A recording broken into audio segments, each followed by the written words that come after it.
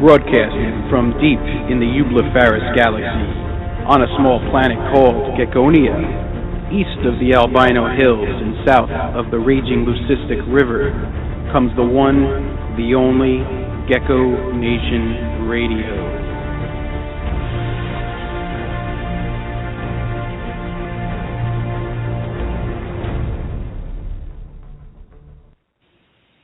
Good evening, citizens of Gecko Nation. How's everybody doing tonight? Tonight is October 12th, 2014, and I am here with my co-host, Mr. Tim Walton. How's it going, Tim? Pretty good. How you doing, Dave? Good, man. What's going on? Did you hear anything about the Tinley show? I heard one good thing and one bad thing. Unfortunately, Nick Esposito, known as that weird gecko guy, had a lot of geckos stolen out of his car on the way there. So that's very unfortunate. But Ollie, that we had on the show several weeks ago, said that he did very well. Okay, well, that's cool. Some good news and some bad news. Yeah, well, I'm going to be seeing Ollie soon.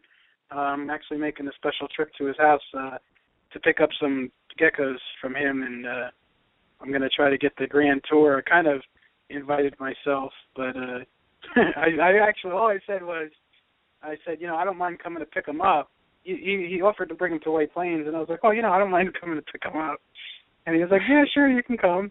And I was like, oh, that's awesome. Because, I just want to go there, and I want to hold one of those Nautilinus and take some pictures,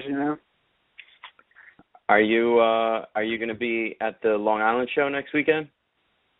I'm going to be at Hamburg. I don't know about Long Island. I didn't even think about Long Island. Maybe not. 2 shows in one weekend's a little tough for me to do. But I'll definitely be at the Hamburg show. So Hamburg is Saturday? Saturday, yeah. What about you? You going to be going to both? No, I'll probably just do Long Island. Okay. All right. Well, folks, tonight we have Jason White from Daily Reptile News with us. And if you don't know who Jason is been a great news anchor for us for the last, 3 years or so, maybe more, on YouTube. And I remember watching Jason's videos when I first started on YouTube. And I even connected with him, wrote him a message, and told him how great of a job he was doing, yada, yada. But, Jason's been doing a terrific job for us for a while now. And what I like about his style is it's a very unbiased approach to the news. He doesn't, he's very neutral, but he kind of tells it like it is, too, which is cool. I'm always, I kind of censor myself a lot, because I'm trying to be politically correct in a lot of instances, but and part of me is like, Dave, you got to stop doing that. Just, say what's on your mind. I think Jason does that really good. And if you guys want to check out his channel, it's Daily Reptile News on YouTube. And I just want to make something clear.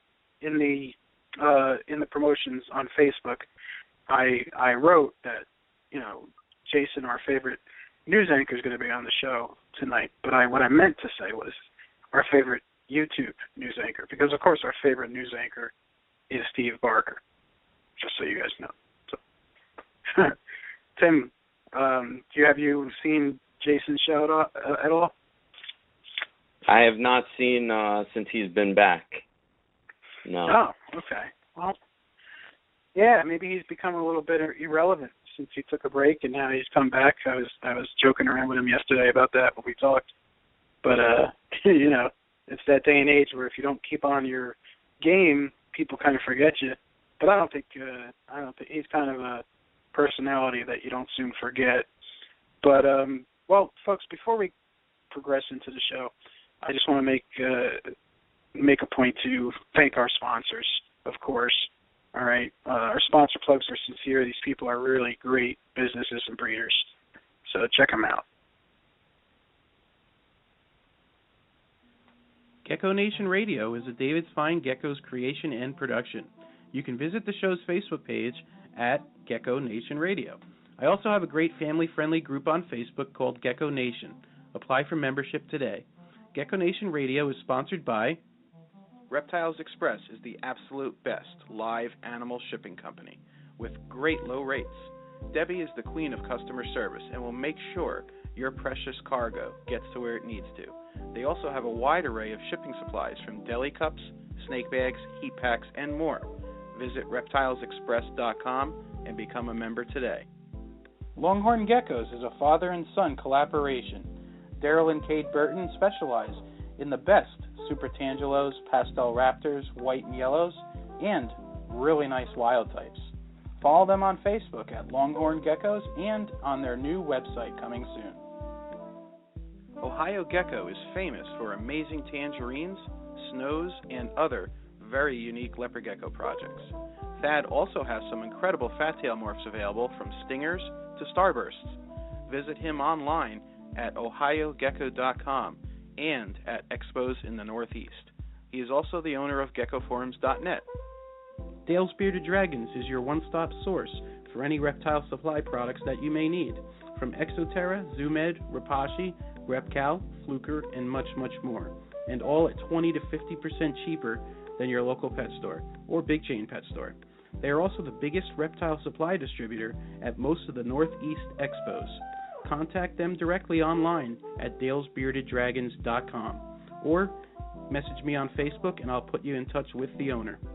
And if you're looking for quality food for your dubia roaches, crickets, mealworms, and superworms, look no further than MS2 Premium Insect Chow. Made with reptiles in mind, it contains no dog food, cat food, or chicken mash. Using only vegetable proteins and high-quality ingredients, MS2 Premium Insect Chow will have your feeders making a beeline for it. Contact ms2ent.weebly.com, or it can also be purchased at Rainbow Mealworms and AB Dragons. That's right, folks. And also keep in mind that AB Dragons offers a standard 5% off discount to Gecko Nation Radio listeners. Use the code GECKO, all in caps, at checkout, and you're going to get 5% off your order of dubia roaches. Tim, I could go ahead and play the plug, but I just wanted to mention that, guys, check out Herpentine Radio. It's a great other reptile-based radio show. Justin and JD. My apologies, Jason. It's Justin and JD that do a great job over there. They've been going for about 3 years strong now. So check them out, Herpentine Radio on Blog Talk. But, Tim, instead of playing the plug, let's talk a little bit about Gecko Forums. Gecko Forums really is a fantastic forum for people that are interested in geckos. How long have you been on Gecko Forums? Wow, that's a good question. I don't even know. At least 7 or 8 years, in 2006. probably. Really? Yeah. Okay. Yeah, 2006 it started. So that's when forums were big, you know? When forums were everything. And yeah. and all of that knowledge and information is still on there, easily searchable, easy to find, all that stuff, and most of it is still very relevant as well. Right. If you guys want to research like what was going on when the Enigmas first came out and see all the drama that went along with that whole thing, you guys can go back in the history and check out all the information, the arguments, everything else that happened. Seems that whenever there's a new morph, a lot of people are happy about it, a lot of people are jealous about it, and some people are just pissed off about everything. And it's funny, but it's just the way it is. Man, it seems everything's transitioned to Facebook a bit, but I don't know. So part of me thinks Facebook's not going to last forever. It's going to have its run, and then people are going to get just bored with it because, information just gets lost. And I don't know, it's not really searchable. The forums are just perfect. I think if they can make forums more easy to use, kind of like Facebook is, then people wouldn't really need Facebook. You know what I mean? Tim? Yeah, it's just, a very different environment. And, yeah, I definitely agree that Facebook will eventually peter out and there'll be something else that'll take its place. But in the meantime, the forums are still there, still have all that information, and It's all, easy to find, and pretty much any question that you see on Facebook has been thoroughly answered by very reputable people on the forums. Yeah, definitely. Yeah, on Facebook you have just about everybody that's an expert. If they've had a gecko for a week, they've progressed to expert stage, and they're going to tell you exactly what to do and what not to do. But for the good information, you either got to contact a serious breeder or, like Tim just said, check out some of these old posts in the gecko forums. Well, Tim, what do you say we jump into the news with Steve Barker? Let's bring him on.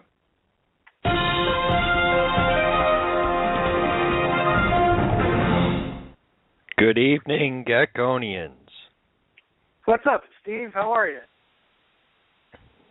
Pretty good. Your voice was cracking there a little bit. You okay? Allergies. Never ending. I hear you, man. I know. I got them too bad right now. I think isn't it some kind of, I don't know, some kind of pollen season this month. Something's blooming. I don't know. Yeah, I don't know. It's Something. pretty bad. Yeah. What do you got for us?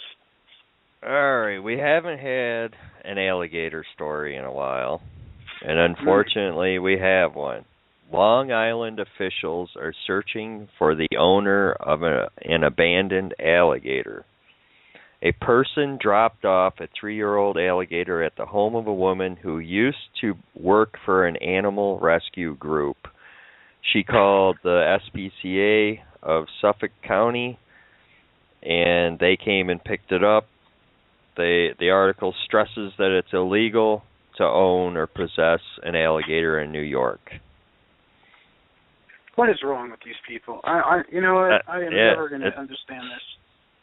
It never ends. Why do you need an alligator? Seriously, that's like getting an elephant just for the hell of it. I mean, why do you need it? Get a leopard gecko and be happy. Jeez. Oh man. Well, this gator is gonna wind up at Christina's Pets, just so you know. And Christina's a guest of ours, and we're actually doing a special fundraiser soon for Christina on Facebook. I haven't decided where it's going to be, whether it's going to be in Gecko Nation or Gecko Nation Marketplace. But either way, join those groups and get in on it. I think we're going to do some auctions. We're going to get some special breeders involved, and see who wants to donate animals to the special auction. And I'd like to do it once a year for her, help her raise some money for what she does. Because these poor alligators that idiots are buying all wind up with Christina. She's got like 50 of them now. And, every time one of you guys out there gets the idea in your head, oh, I love lizards. Let me see if I can get the biggest one there is. You don't think about how big these animals are going to get, and you never wind up keeping them to adulthood. I mean, seriously, consider this. When you buy that little alligator, what the hell are you going to do with it when it gets big? And, I mean, it just makes no sense. But whatever. All right, I'm not going to rant about that anymore. I'm just going to start getting aggravated. Oh, I agree with you. Oh, all right. Man, it just makes me mad. Our next story, Florida man charged with smuggling protected tortoise out of Alabama. Law enforcement officers in Covington County made an unusual find at a DUI checkpoint recently when a man was arrested for attempting to transport 6 protected gopher tortoises over state lines to Florida. A conservation officer of the Alabama Division of Wildlife and Freshwater Fisheries said the suspect planned to consume the tortoises. Oh my God! Are you serious? You got to eat gopher tortoises? You can't go. Yep. I mean, geez, you can't just go get snapping turtles or something. They're illegal to eat. You got to go eat a gopher tortoise. Oh my God! Yeah, that's crazy. Steve, you're just gonna piss me off tonight, aren't you? I haven't even got to the worst story yet. I try to start out good. All right, this is horrible. The title reads, "The Deadly Snake Trade. Venomous reptiles sold online and shipped on passenger planes. Last month, and it goes on about past stories. Last month in Thousand Oaks, California, a 6-foot escaped albino cobra attacked a family dog. We remember that story. Then it goes on, a 2009 incident in Oxford, Florida. A family's 9-foot pet Burmese python escaped its enclosure and strangled a 2-year-old baby in her crib. We remember that. That was what, 4 years ago, 5 years ago? Right. Well, hold on a second. Wasn't it found out that those parents that it wasn't the snake and that one of the parents killed the kid? Wasn't that the case? It isn't, but the parents were charged and convicted of third-degree murder, manslaughter, and child neglect.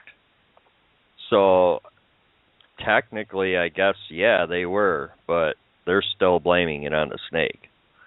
Right. But they were convicted of murder, manslaughter, and child neglect.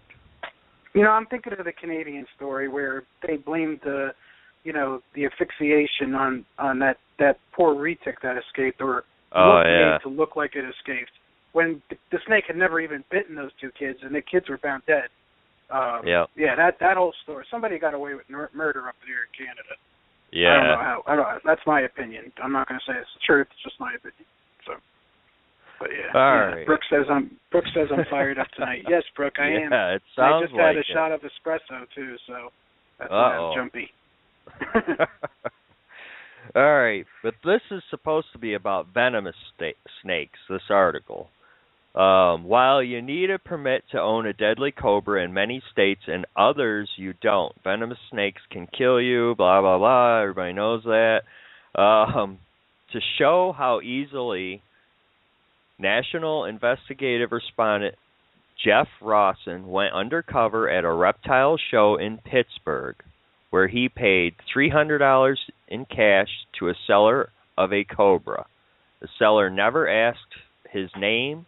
He just counted the money, then handed over the flimsy plastic container with a cobra inside. Now, this is horrible. I mean, I don't know. You know, I know they're legal there, but to not ask any questions, that's kind of crazy. And then who was the person? Who was the person that bought it? Was this like an undercover person or something? Yeah, it's Jeff. Where did I go here? Jeff Rawson is his name. Okay, from Rawson Reports. But anyways, he also bought online a baby cobra. One baby cobra purchased by Jeff Rawson's team for about $400 was sent on a Delta passenger plane. The cobra was packed inside a wooden box, was loaded onto the plane with passengers' luggage. Delta says they follow all airline industry regulations and policies when it comes to shipping live animals. The guy who sold the snake at the reptile show knew he didn't have any permits to have it, didn't ask for a single question, which I don't understand how he knew he didn't have anything if he didn't ask anything, but right. Didn't ask a single question, didn't ask if they were experienced with snakes at all, but sold it to them anyways. So I don't know, this could go bad, For venomous owners especially, yeah. Yeah, but you got to think about it, Dave. A lot of people, a snake is a snake.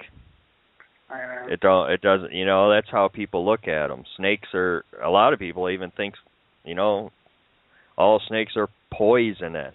Right. So they're slimy. Good point. A snake is a snake. It's Good point. So it could hurt us all eventually, but I don't know. What do you think? How do you regulate, if it's legal in one state, how do you know if no one's even asking any questions? I know when I've gone to, like, the Hamburg, just looking at reticulated pythons, you know, I've been asked, the first question I've been asked is, where are you coming from? So I know there's good people out there that are doing what they're supposed to do. But there's those few are going to ruin it for the rest of us. I know. Oh, man. But that was our last. All right. Well, there is too one fired more up. little. Yeah. Well, that's all right.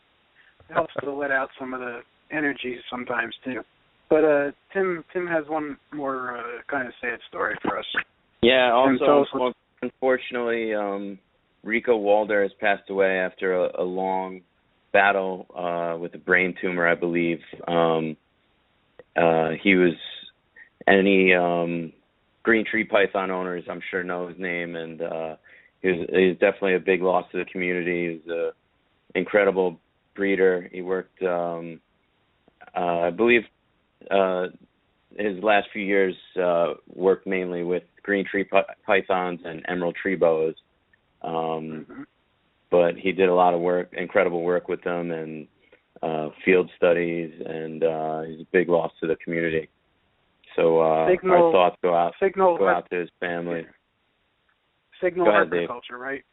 That his operation was Signal Herpiculture. Yeah, it is a shame when we lose somebody like that. He focused on those two species and did it very well. I think the website is still up if you guys want to check it out and see where he was working on. Just it's sad. It really is. Yeah. All right. Well, let's see what Steve has for us from the past. Let's fire up the flux capacitor.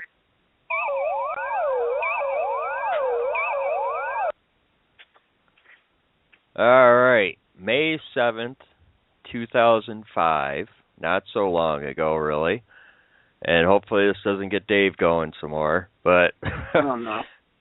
Second gator found in Potomac River in Williamson, Maryland. For the second time in less than a week, someone found an alligator along the Potomac River in the town of Williamsport, prompting a warning Friday from local Humane Society that it is illegal to bring the reptiles into Maryland. So, May 7th, 2005. And it hasn't ended. No, and I'll tell you, every time I see people buying gators, baby gators, and even caimans at the show, it really angers me. It just gets me. It makes my blood boil, you know. And I see the types of people that are buying these animals, and I'm like, wow, this guy isn't buying this for any type of research whatsoever. He's buying it just to show it off to all his, wannabe gangster friends, and make himself look like he's cool. And he's probably going to keep it in a bathtub or a 55-gallon tank or something. And oh man, it's just really. What do you think about that, Tim? Yeah, it's Tim's quiet. It's very unfortunate. I think that most people don't cannot provide the proper care for them, and there are certainly a lot of other lizards that are much easier to provide the proper care for.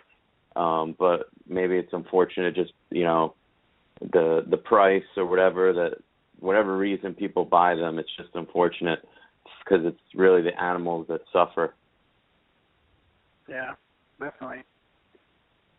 Maybe we can get like a little costume for a leopard gecko. It makes it look like a little gator, a baby alligator or something. We could just dress them up, and people should be happy with that. What do you think? Or maybe we can selectively breed leopard geckos to look like, have alligator markings. We're getting pretty good with the nice stripes and jungles and stuff. So who knows? Yeah. That might be a little far-fetched, but they are,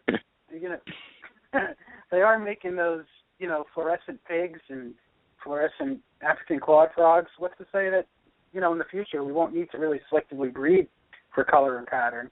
anymore. We'll be able to just, order it somehow, and I don't know. They can just make it. Exactly. I'm sure. I'm sure the first animal the first reptile that they'll do it with, I'm sure it'll be a leopard gecko. Yeah. Yeah, fluorescent green leopard gecko. Yeah, I bet you that's not too far off. That would be cool. Well, what's going on in your collection, Steve? How's everything going over there at the Barker World? Pretty good actually.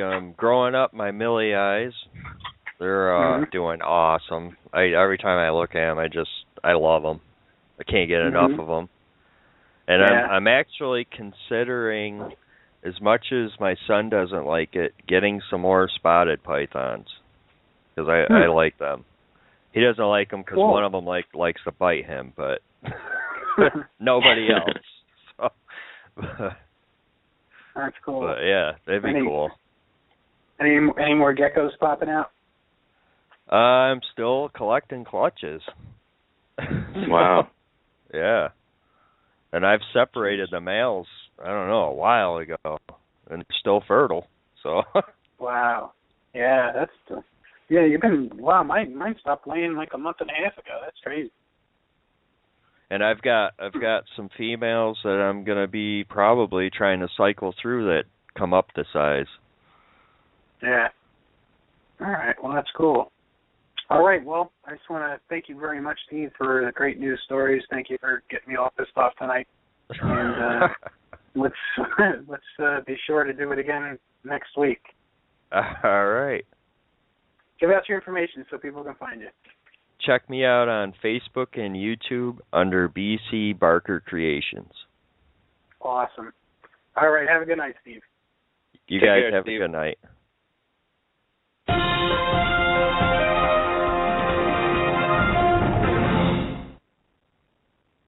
All right, folks. What do you say we bring on our guest, Mr. Jason White from Daily Reptile News? You are live on Gecko Nation Radio. How's it going, Dave? What's up, Jason? How are you doing? I'm good. How are you?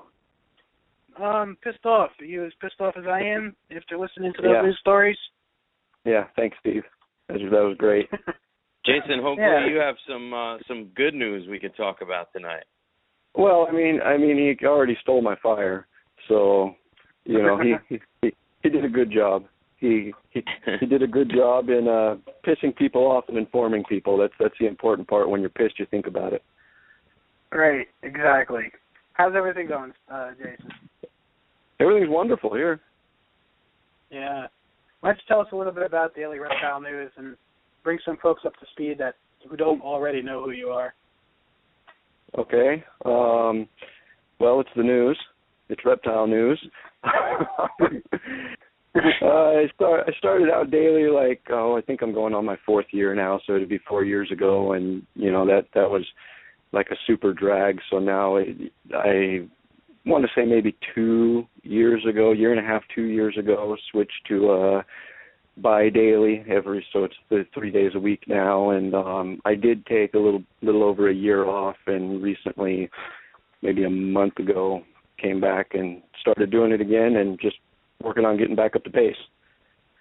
Right, and there really isn't anybody doing the news, right? I mean, besides you and Steve, I mean, who's really out there doing reptile news for the world? Well, I mean, you got a few places. It'd probably be counterproductive to mention them on air. Okay. I don't think anybody that I can think of is actually doing it using their own content as much as just regurgitating someone else's content, which I guess in a sense is what I'm doing. But I think most everybody else is just copy and pasting basically.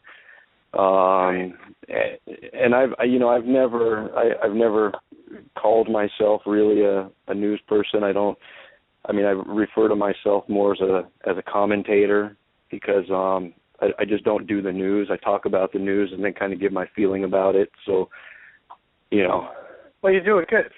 That's the bottom line. I've been watching your show since I started on YouTube, and I started on YouTube like 3 years ago. So yeah, can you believe it's been that long? Sure doesn't feel like that's it. crazy. Huh? No, it doesn't. Yeah, it goes fast, man. It definitely does. It's how many videos you have up there now? Oh God, I'm gonna guess. It's a little embarrassing. I don't know, but I'm gonna guess and say 500. Yeah, that's a lot. That's true. Yeah. Wow. Well, it's easy when the first couple of years I was doing it daily, and during the weekdays at least. So it builds up real fast. That's a lot of dedication, Jason. Yeah. Oh, do you think? Well, I mean, my opinion of not only bringing the news to the community, but also just doing the show is we're kind of like documenting history, and in the future, people can go back and we have an archive of what was going on during these times, and I think it's critical that we do this. Well, and I agree. It's important because there's always two sides to a story, and it really doesn't matter which side you believe. There's always another one, and if we don't stand up and at the very least give our opinion of both of those sides, then the only one that's going to be known is the one that's told already, and most of those sides come from the mainstream media, which is, I guess it's obvious they're a little ignorant to the facts when it comes to reptiles and keepers and I guess the community at large. Right, and you're unbiased and you don't really have an agenda with your comments, and you're not like on anybody's side, so to speak. I mean, you'll speak the truth when others would basically want to cover things up, but you'll tell it like it is, and that's very important today because I think there is like a movement to kind of consolidate the reptile world by some people, and also to control the information that's put out, and basically who gets seen and who gets promoted and stuff like that. And I mean, I guess to a certain extent, we all have our buddies and we have our fans and we have our favorite people, and I guess that's just human nature. But to stand alone and be able to call it like it is at anybody, that's that's pretty cool, Well, I mean, you have to be unbiased because it as much as I love my hobby that I've spent over 20 years in, I realize that we're not perfect and sometimes we're morons. So you can't just take every story that you hear about that has to do with reptiles and fight with your friends or for your friends when they were wrong. I think it's really important when somebody does something stupid that you say they did something stupid, and hopefully people get tired of being told they did something stupid so they don't do it anymore, but I don't know. I think if anybody's going to go into any kind of information sharing ordeal, and they're going to always choose one side or over the other, regardless of what common sense at the very least is telling them, then they're doing it wrong. Do you feel like you've made some enemies out there by giving your opinion and your comments on things? Oh gosh, I've been viewed 1.5 million times. I'm pretty sure about 1 million of those are enemies.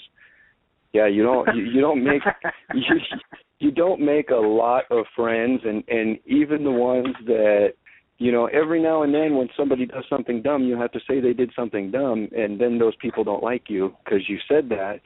But even people that you don't ever talk about, they don't like the color of your eyes or something. So all of a sudden you're a terrible person. And there's definitely a heck of a lot more enemies to be made in this idea than friends. That's for sure. And how do you handle that? How do you handle that? Well, you start off with alcoholic beverages. No, really, I'm still learning, and I I really get bothered by people that can handle it perfectly, because I don't understand how they do it, you know. And I mean, I guess the best way to deal with it, what I was taught a long time ago, is you know, I provide a service that is accessible via the internet, and with the advent of the internet also came the block button, and it becomes your best friend, I guess. I mean, more often than not, when you deal with someone that doesn't like you, you don't need to sit there and listen to them. Just get rid of them and move on to the people that appreciate what you're doing. You know, if you spend all your time on somebody that doesn't like you to begin with, then you're ignoring the people that do, and they're going to slowly move away. Yes, and that's something I definitely learned, you know, doing my own radio show and, you know, doing my own there in the public eye type of thing. And yeah, I mean, no matter how good you do something, or no matter how perfect you think you're doing it, you're going to piss people off. And not everybody's going to like your style. Not everybody's going to get your opinion or get your energy. And some people are just going to dislike you because you got brown eyes. Exactly. You know, it's just the way things are. You know, that being said, Jason, you know, you were going strong for a good few years, and you and I talked a few times this week. And there was a point in time not too long ago where you just, you know, you felt like this wasn't the right thing for you to do anymore. You took well, at first you pretty much said you kind of quit the news, and then it seemed like you took a nice long hiatus and then decided to come back. Why don't you talk a little bit about what was going on in your head back then when you decided to shut the show down? You know, there was a million things, and I've always said since day one, I wish I remember the guy's name. I used to watch a guy on YouTube, and nothing he did was professional. He had a little camera phone or something, and he had some reptiles, and he shared with the world, and it was wonderful. I really enjoyed it. And one day he got up and quit, and he didn't say anything. He just quit. He deleted everything he'd ever done and just disappeared. And I always said from that day, if for some reason I decide I'm not doing this anymore, I'll never get rid of what I've done. You know, I'll never, even if I have to keep paying monthly fees for servers every month, it'll stay there till the day I die. And you know, there came a point, I can't say there was really any one thing for sure, other than the fact that I just burned myself out.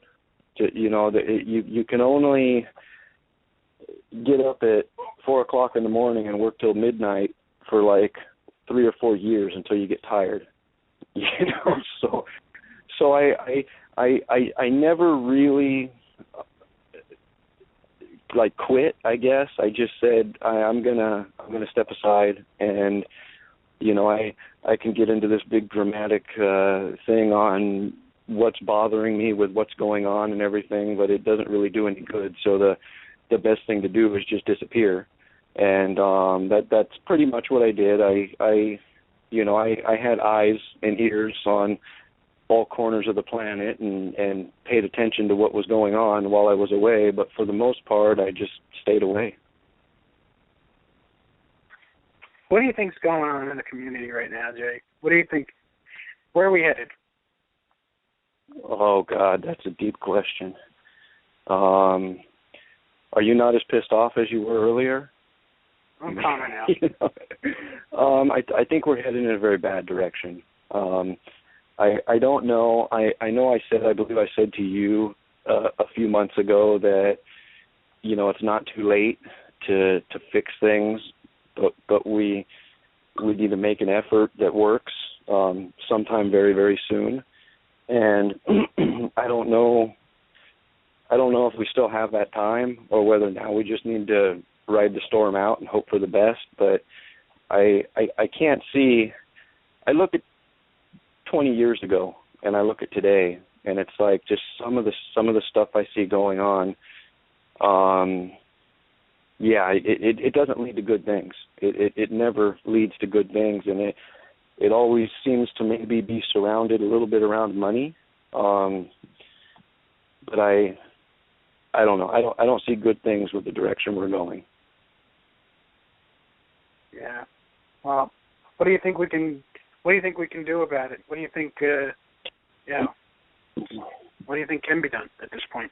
Oh God, is homicide out of the question?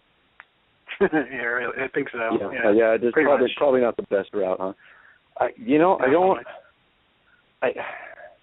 think the best way to answer that is, if I had the answer, I'd be a wealthy person right now. Right. I'm not sure. There's just so many things. What you guys were talking about earlier, people buying alligators, and I'm a very unbiased person, and I believe somebody with the proper education and the proper facility should be able to have an alligator for no other reason than they just want one. And then you got somebody selling a cobra to a reporter at a show, which, again, stuff like that. I don't think I could stress enough. Number one, as far as I can tell, the person that sold the cobra, for example, didn't do, maybe there were some moral problems with that, but he didn't break the law. However, the person buying it and transporting it probably broke the law. So, I think I've always said that these things need to always be questioned.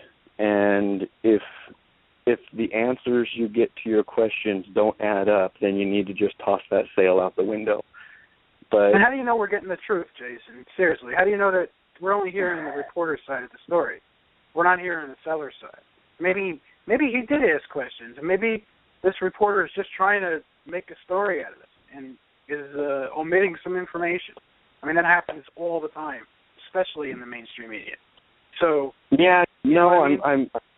I'm pretty sure. I saw on the internet a topic going on about this. I don't remember the guy's name, but I'm pretty sure he claimed to be the seller or work for the seller, and did say there's no questions.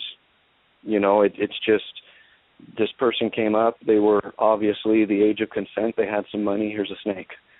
And again, perhaps in that locale where this took place, that was a perfectly legal transaction, regardless of the moral repercussions.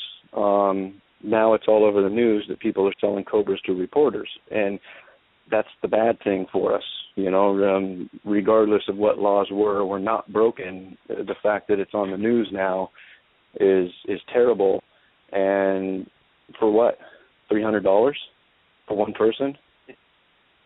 $400, but yeah, exactly. Yeah. I don't see where it's worth it. I don't see where it's worth it. You and I have talked so many times off the air, and I always stress that so many of the things I do are so careful because I don't want to be that guy that just takes the whole hobby down. And it's. I mean, I have an interest right now in breeding what I have and selling it, but I'm not doing it. And, you'd think, well, it's as simple as putting a couple snakes together and breeding them and selling the babies. Well, for me, it's not that simple. For me, it's making sure that everything that I'm doing reflects a positive image on not just me, not you, but everybody in the reptile community. And where do those values come from? And talk a little bit about these values that you have, Jay, because there are a lot of people out there that have this mentality. All right, well, I'm going to get some geckos, or I'm going to get some corn snakes, and next year I'm going to have all these babies to sell, and I'm going to make a whole bunch of money. And it doesn't work that way. And there seems to be a percentage of people coming into it strictly for that. Yes, they kind of like the animals, they think they're cool, but they're seeing dollar signs. And I don't know how many of those kind of breeders I've seen come and go just in the last 5 years. I mean, if you, in my opinion, if you don't have the love and the passion for this, and that passion's got to be like exploding out of your head to be able to stick with it as long as some of us have, then you're not going to really make it long term. I mean, you really got to have it in your blood. So, I mean, what do you think, Jay? Well, I mean, I agree. You got to have the passion. I mean, if you do anything else in life, if you want to go mow lawns, and after 1 to 3 years, you could probably make some money, but not here. And I can remember when I first got the internet, I can remember all the advice that I saw people getting, and everybody was always told, there's no way you can make any money in this hobby. There's no way you can make any money. You shouldn't be doing it for that. And I always disagreed with that, because people do it. People make money. They do it the right way, and they're happy with life. But as you say, there's so many that are doing it the wrong way and for the wrong reasons. And if there is any silver lining to that, they're not going to wait the 10 years or whatever it takes to sustain themselves in the community. They're going to be long gone before then.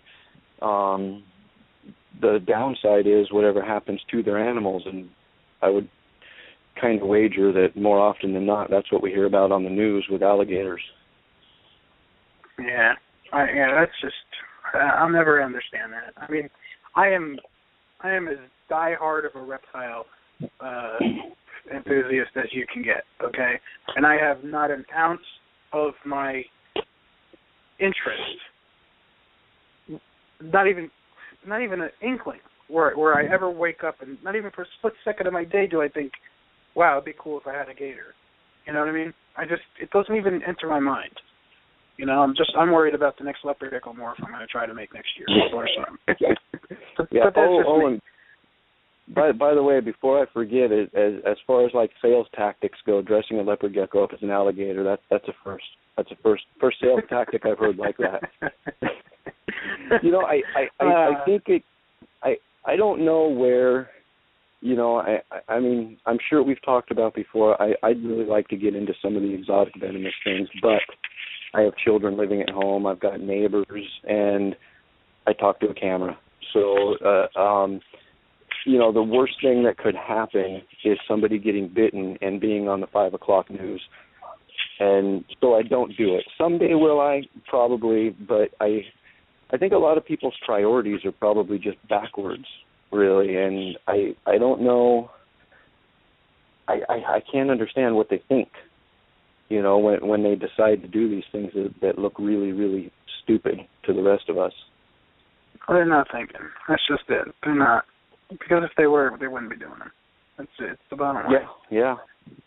I mean, I see some people keeping venomous animals on YouTube. Some of them are really, they got their game down. They got, the right security on their cages. They're really careful about what they're doing. Mm-hmm. And then you see these other knuckleheads.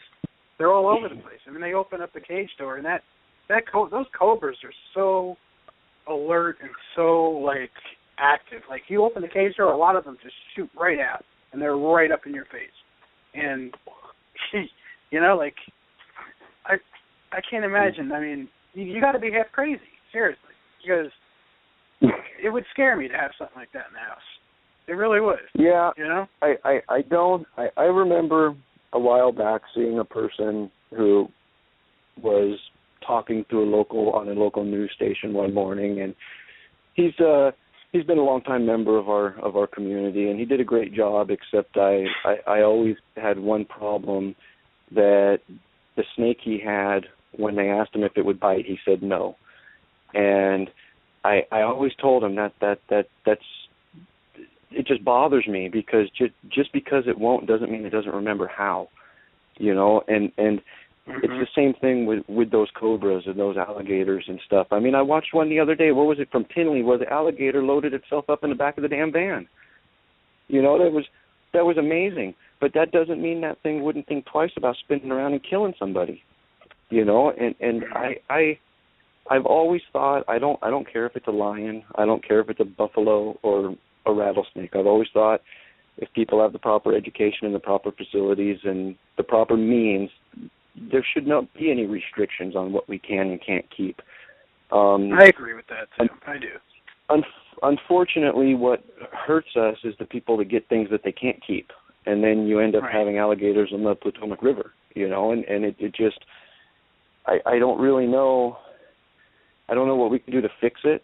I mean, I see far too often something questionable happen, and everybody just kind of goes and gets their McDonald's and their mocha at Starbucks and moves on with their life and doesn't say anything about it. And maybe if some of these people were actually put on the spot, I mean, everybody's entitled to a mistake and a second chance, but what we need to make sure is there's not a third chance. We don't want them doing it again, because there's so many people out there that are so responsible with what they're doing, and it's just killing them, because they're fighting every day to keep this stuff just so some jackass can go, or some reporter can go buy a cobra at a show, or somebody buy an alligator and let it go in the river, and it's so troubling when you work so hard, but you just can't do anything about it. You can't stop those people from doing that kind of stuff. Well, you have a special award that you give to these idiots on your show, right? Oh, I haven't done it in a little while, but we used to have a segment called Douchebag of the Day, and yeah, that was always a well-liked segment, unless of course you were the main character on it, then you were pretty mad at me. But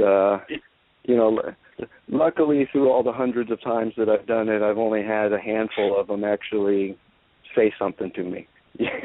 So yeah, it's that's something that always keeps me straight. I don't want to be the character on my own segment. Yeah, Right. Jeez.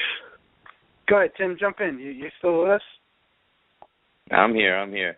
Jason, what's your opinion? Would you say that the few reptile stories that do get out to the mainstream media in our country, I would say, a majority, probably 99%, are negative. But do you think that there are that many more stories that don't go reported? Are there that many more douchebags of the day that we're missing out on? There's a lot more. I mean, you have to realize the way mainstream media works. They don't, cute, fuzzy, feel-good stories don't get ratings. Terrorists killing people and alligators in New York, those are what get ratings. So they're obviously, they're going to grab the bad stuff. And of course, the topic at hand is not the most popular in the world, so they're not even going to grab all the bad stuff. So yes, there's a lot more bad out there, but at the same time, there's a lot of good too that virtually never gets covered.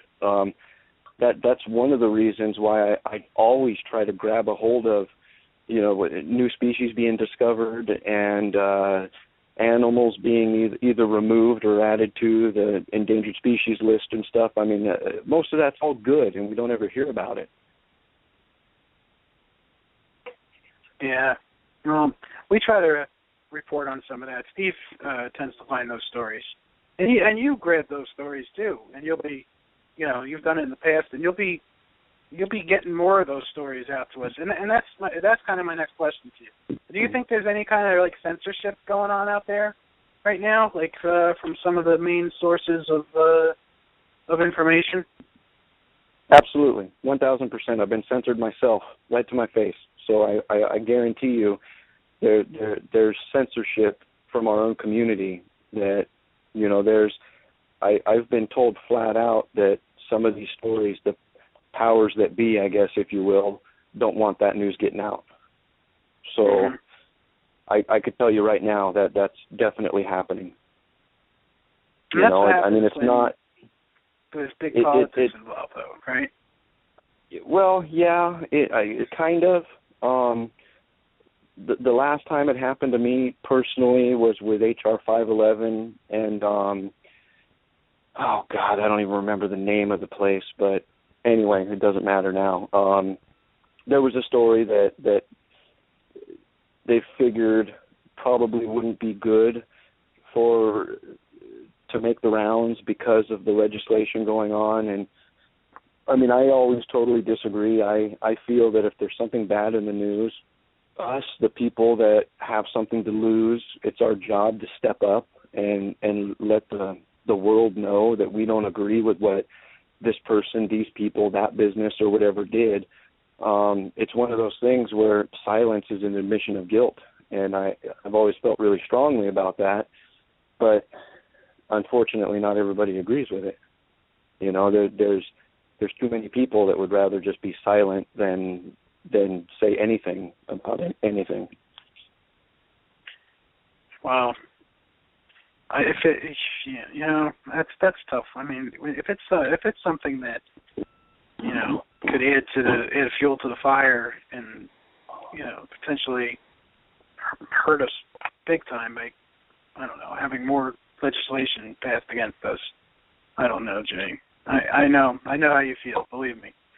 But well, and I mean, we're not just fighting against these organizations that we all hear about, the Humane Society and the Fish and Wildlife Service. We're also fighting against PETA, for example. You know, they're a little heard name within our community, but they still disagree with what we do and would take any chance. And you know, there's so many local humane societies. While most of them are good, they just don't understand and disagree. And then, of course, any, you know, Western red-blooded American redneck hates snakes. So regardless of what we do with them or what kind they are, they have no problem voting against having one in their neighborhood. So, you know, it's just, I don't know. It's like a never-ending fight, I guess. Part of me thinks, though, that the fight is necessary because it helps us earn this, in a sense, you know, because, like, nothing that's worth anything, you know, I don't know. How does this saying go? Nothing that's worth anything comes easily. Exactly. That's what I'm getting at. Yeah. And, yeah, if we got to fight for it, I think we're going to appreciate it more. That's the point I'm trying to make. And well, we will. I feel but yeah. I mean, we have to remember to fight the right way, you know, and information and education always triumphs over hate. And I can't tell you how many times I've taken a person, one of these quote unquote good old boys that cuts rattlesnakes in half every day, and turned them around to, you know, I mean, I don't expect them to keep them, I don't expect them to kiss them, but at least they quit killing them. You know, and it can happen. The problem, though, is when somebody, you know, if somebody tells you about a gecko that they killed or something, and you just fire off at how retarded they are, well, they're just going to go kill a couple more. You know, and if you be patient, and sometimes it might take a year to get through to them, but if you be patient and educate them, then more often than not, they turn around. And you know, I've always found, you know, every time I hear a story, well, you know, we all know the saying, the only good snake is a dead snake. Every time I ever hear that, any kind of anger I feel, I don't show it. I just, well, okay, you know, that's what you say. That's not what I say. You know, and it always pays off because most of the people that say stuff like that don't mean it. They're just saying it to get a rise out of you. And when they realize they don't get a rise out of you, then you kind of set the grounds to actually sit down and talk to them about it. And when you do that, they start to realize that this fear they've had is kind of dumb. Yeah, I mean, especially the fact that these rattlesnakes, I mean, we have a problem with people killing rattlesnakes here and in America. And these rattlesnakes do not go seeking out people to bite them. They just don't. In fact, whenever they feel you coming, they give you a warning by rattling their tail. They're trying to tell you stay away. You know, and they're so scared of you, and they will always retreat unless they're cornered, and they have no other way to protect themselves. That's the last resort. Will they strike at you? So, well, they don't want to bite you. Their defense mechanism, it's a secondary purpose for their defense mechanism. Their venom is designed to eat. They don't want to use it on you. You know, but I mean, obviously, it's saliva. If you reach down and grab one around the neck, you're going to get bit, and it's just they don't want to bite you. It's not worth it to them to waste it and have to build it back up and not eat until they do. and it's just, it amazes me. I mean, I can understand how somebody not educated on the topic can have a, you know, I guess getting that sense of urgency when they see one. I mean, they're an intimidating animal to come across, especially when you find a big one. But, you know, you realize once you understand them, I mean, that snake that looks like it's staring you down, wanting to eat you, it's just waiting to see what you're going to do so it can run the other way. Mm-hmm. That's right. Well, all right. Well, Jay, on that note, let's take a quick break. We're going to go ahead and play our second sponsor plug. Hey, Jay, we reported on Nick Esposito having a theft at the Finley show. Would you mind if we brought him on for a couple minutes after the break just to tell his story? Maybe help him no problem. Reclaim his animals. Okay, cool. All right, hang tight, folks. We'll be right back.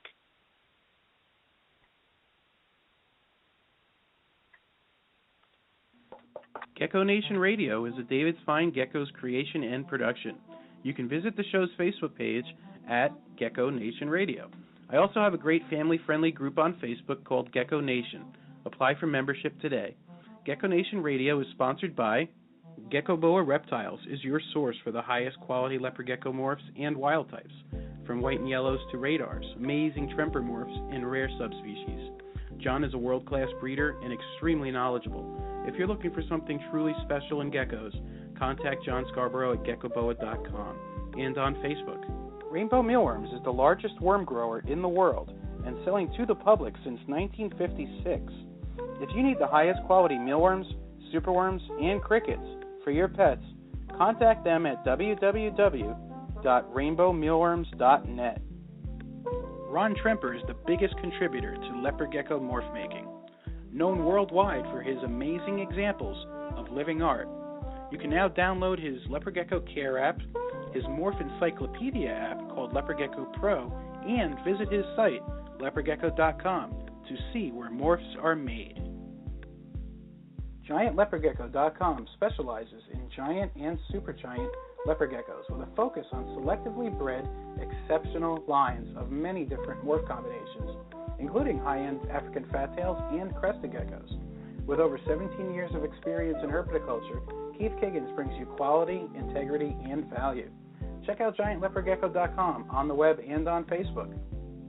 Supreme Gecko is a great source for crested geckos, day geckos, and other species, including micro geckos.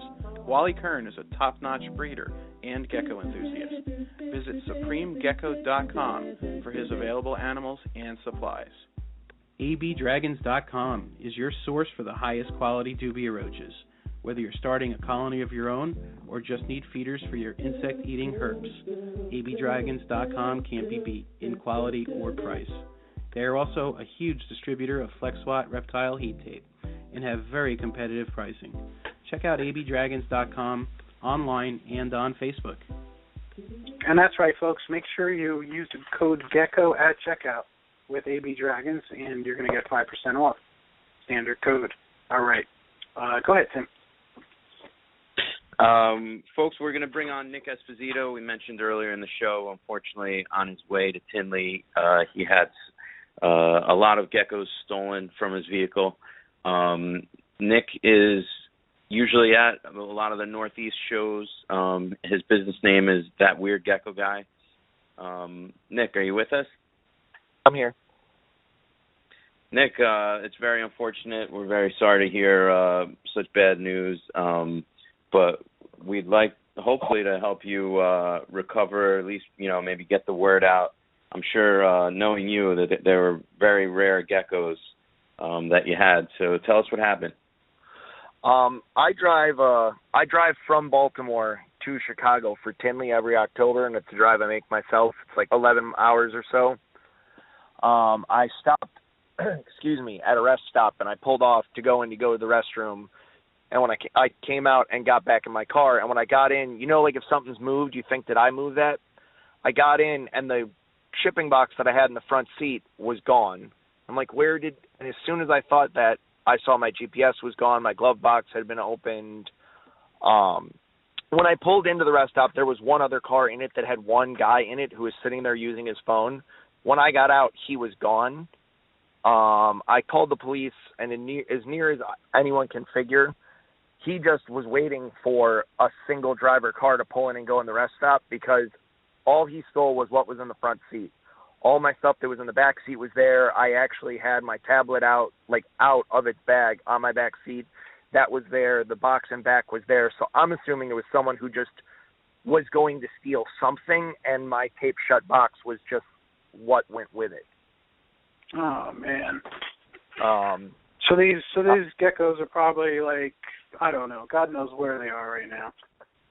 Yeah, I assumed that they would either show up at a local reptile show, which was today, but they didn't show up there. I have friends who promote that show and work at that show, or they would have shown up on like local Craigslist, but I've been watching and there's been nothing. Oh man, this is terrible, man. My assumption is someone stole. They didn't steal animals. They stole a box. They didn't know what was in it. You know what I mean? Yeah, because they took like my phone charger and my GPS, and I mean it was a lot. It was over 100 animals. And what species were taken? Well, I actually I'm getting married in like a month, so I brought most of my breeders, figuring I'll sell some of them, and then as stuff sells, I'll put other stuff back under the table.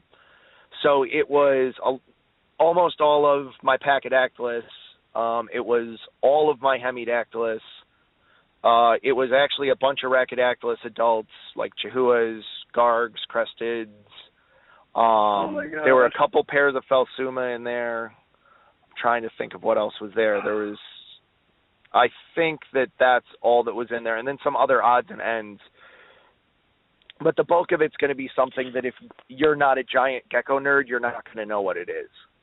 Well, this person probably doesn't even have an interest in geckos. These geckos are probably in the garbage or something. I don't know where they are. I mean, when they didn't show up on Craigslist in the first, 24 hours, I figured they were, honestly, I hate to say it, I figured he just threw them away or dumped them or whatever. I called the pet stores that were in the area to see if someone brought them in and tried to dump them for sale, but I'm sure they had no idea what they opened, you know what I mean? Jesus, man. Yeah, oh, my God. Now, there's got to be cameras at this rest stop. I would think there is. There's one. I've spoken to the police. I unfortunately, because they're animals, I think a lot of people don't take that seriously when they're reptiles, because both times I've talked to the police, they're like, so they stole your phone charger and your GPS. I'm like, I don't care about the GPS. They can have 6 of them. I don't care. It's the thousands and thousands of dollars worth of animals. Oh, my God. But, I'm so sorry, Nick. I appreciate that, and I don't want to downplay what happened because, realistically, that was the past 10 years of me collecting geckos. It's gone. But the way I'm just looking at it is, I'm okay. Rico passed away this weekend. He had problems, you know what I mean? I'm okay. I still have a job. I can pay my bills. I'll just get more animals again. And even at the show this weekend, word got around enough that people that I sold geckos to years ago, when they were 2 people that I sold their first geckos to came up to me and gave me geckos. A 7-year-old kid, actually, he'd seen it on Facebook with his dad, and when he found out who I was, he went and bought me a baby crested gecko and gave it to me. I'm not going to lie, after the little kid walked away from the table, I may have cried, because that was about the sweetest thing I've seen a little kid do. I gave my card to his parents and said, it's going to take me 5 years to recover from this probably. If this kid's still into it when he's in high school, you come find me, and I don't know what I'm going to give him, but, we're going to help you. We're going to help you, Nick, if we can. I know, and you know what? The community comes together during things like this. We always do. Even people that don't get along too good come together for this kind of stuff. No, absolutely. And my fiance didn't come with me because she had to stay for work, and I kept calling her, and she's like, "I'm at work." I'm like, "Somebody just gave me another gecko." I looked at geckos on someone's table. A vendor that I used to know when I lived in Chicago that I haven't spoken to in 7 years, I was looking at geckos on his table, and I said, "Hey, I'd like to buy these." And he was like, "No." And I said, "Okay." And I went to walk away. He's like, no, Nick, you can have them, but you can't buy them. And I was like, what are you talking about? He's like, I heard what happened to you. I'm not taking your money. Jeez. You know what, Nick? I was just about to buy some Pachydaculus rangii from Ollie, and I have a male here, and I was going to buy a few unsexed ones from him. If you don't have those, I'm willing to give you my mail and what I'm getting from Ollie if you need them, if you want them. You absolutely do not have to do that, and I want you to know that I don't expect anyone to do that, but I am appreciating what everyone's doing for me. Well, and it's nice to get some good news out of all this. Yeah, I definitely want to do it, Nick. I'll tell you, there's been a lot of bad news on this show tonight, and I don't know. This is really upsetting, and between Rico and a couple of the news stories and this, I'll tell you, I feel like jumping off of my roof. I just it's upsetting, man. I know how you can be feeling. I can only imagine. What about leopard geckos? Do you into leopard geckos, or are they like? I actually do not. I never have. Okay. But right. I mean, well, I'm gonna be at White Plains. I'll stop by and see you. You're gonna be there? White Plains in November. I actually will not be there. I will be on my honeymoon. Oh, okay. All right. Well, then next time. Nick, are you going to be in Long Island? No, the next show I'm doing is Hamburg next weekend, and then I'm taking. I'll see you at Hamburg. I'm taking probably the next 2 months off from shows. I mean, I know Tim's married. I don't know if you're married, but I'm sure that my life will be too crazy to really be organized for a show. And I'm doing Hamburg because I have dry goods and stuff like that, but I think I probably need to take a month or two and regroup and really figure out what I can bring to shows and can't bring to shows other than dry goods, because I don't know what to do. Like I went to Tinley figuring I'll sell a bunch of my for sale animals and some breeders just to make extra money for the wedding, and now I don't have any for sale animals. So I don't know that other than Hamburg, I don't know that I'm going to do shows for a couple months until I figure out how I'm doing things. And and like I said, the community's been amazing to me, and like two of my friends came up to me and they're like, hey, you have Hamburg next weekend, right? And I was like, yeah, and they gave me a stack of geckos and they said, take these wholesale so you have something to sell. And I said, I don't have any money. I didn't have animals to sell. And they're like, yeah, just take them and just pay me wholesale price when you sell them. I don't care. Just have something for the show. You know what I mean? Nick, why don't you give your email address or whatever contact information you want to give out if any of our listeners, if anybody sees or hears of someone trying to sell some of these rare species, that they could contact you and possibly get you some information that way. Yeah, I mean, I on the internet I am that weird gecko guy. You can Facebook message me. You can post to my page. If you want to message me personally and not my business page, I'm facebook.com/stalknickhere. My phone number for that weird gecko guy is all over the internet, so not too active on many of the forums. So honestly, Facebook or my webpage contact form would be the best way to get a hold of me. All right. Awesome. So, and we'll put some stuff together for you. Hopefully, we'll put a post on our Facebook page as well to get the message out, and we'll take it from there. All right, Nick? I really appreciate that. I mean, and again, I personally believe that those geckos thrown away, but just in case I'm wrong or just in case someone's sitting on them, I mean, I guess I'm hoping to win the lottery, but it's all right. Jeez. Well, congratulations. All right. Start looking ahead and look forward to your wedding. All right, buddy? Yeah, I mean, like I said, my collection is gone, so I just have to start as a new gecko keeper, but I'm fine. I'm okay, you know what I mean? So that's just how I have to look at it. Mention again where the incident happened. It was about 15 minutes east of Columbus, Ohio on, 70? I was taking 70 west. It was right before I got to Columbus. So we got to spread the word around. I'm sorry? Is there any chance you were followed, Nick, from somewhere else? I don't think so. And if they knew they were stealing geckos, they would have. There were more than one styro in the car.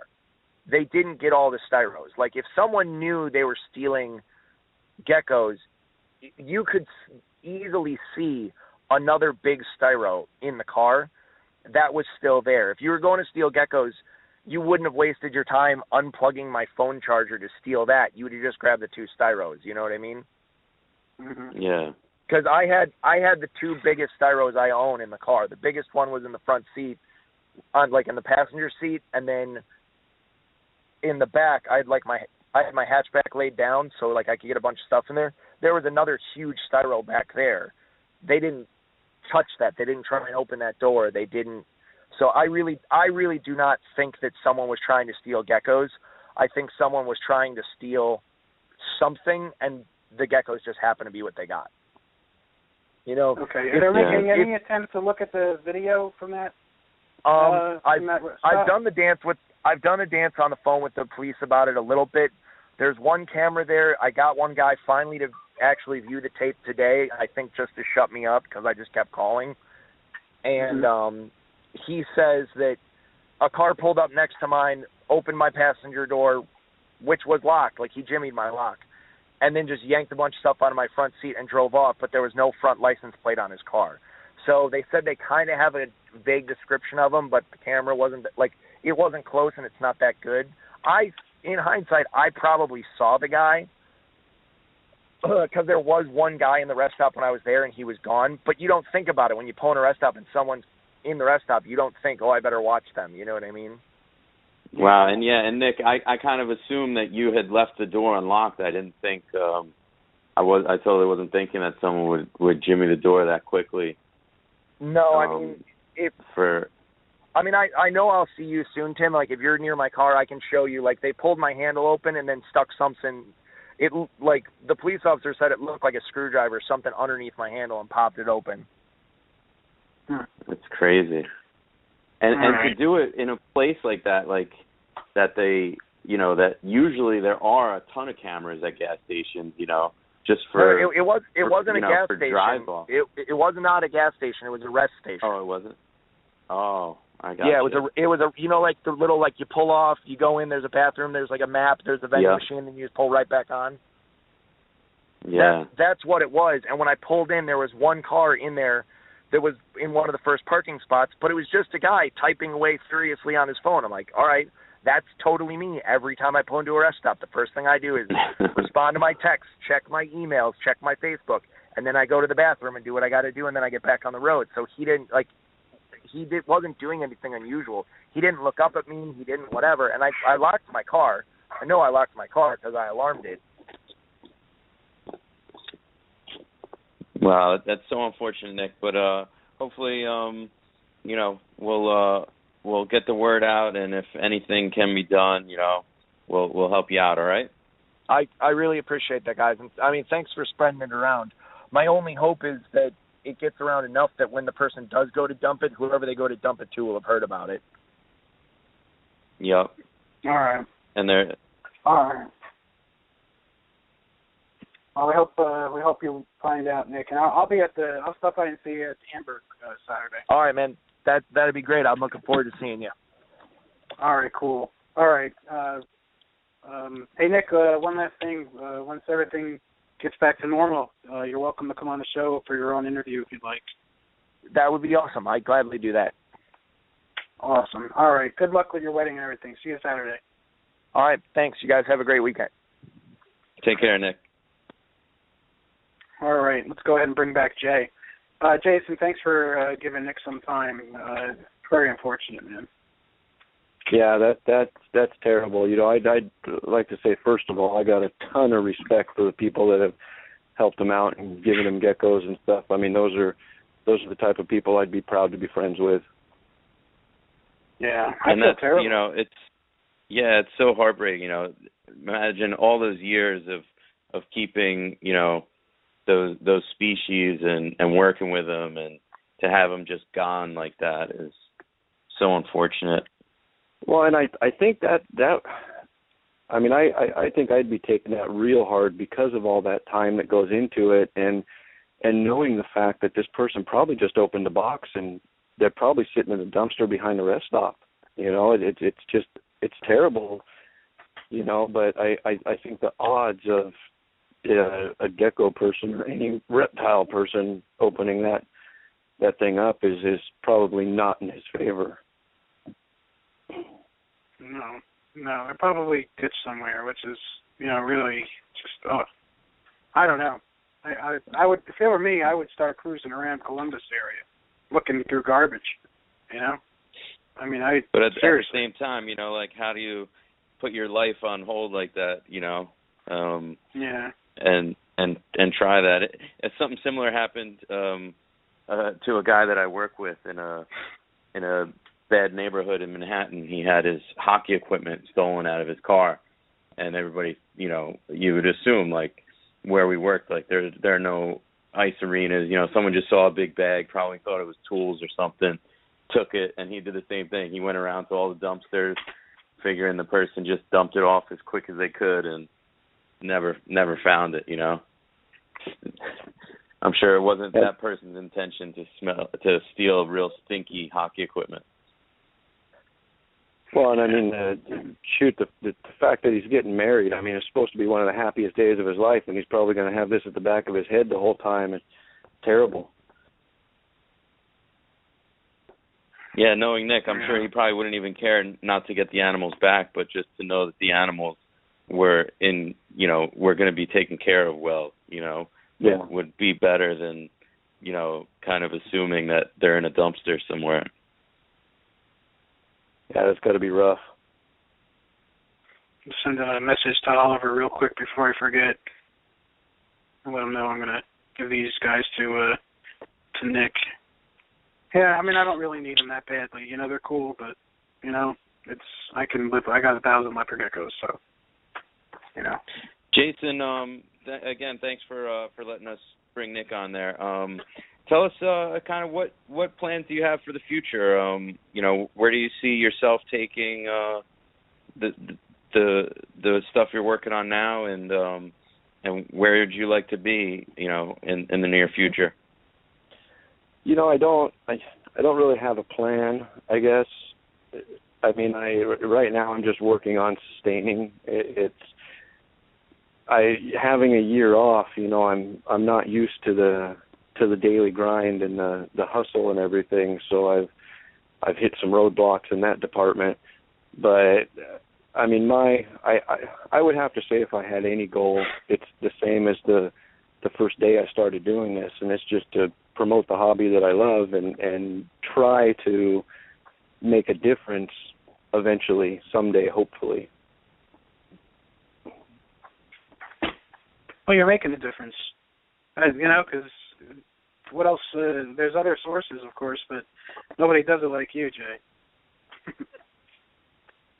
Well, that's because sometimes the truth hurts.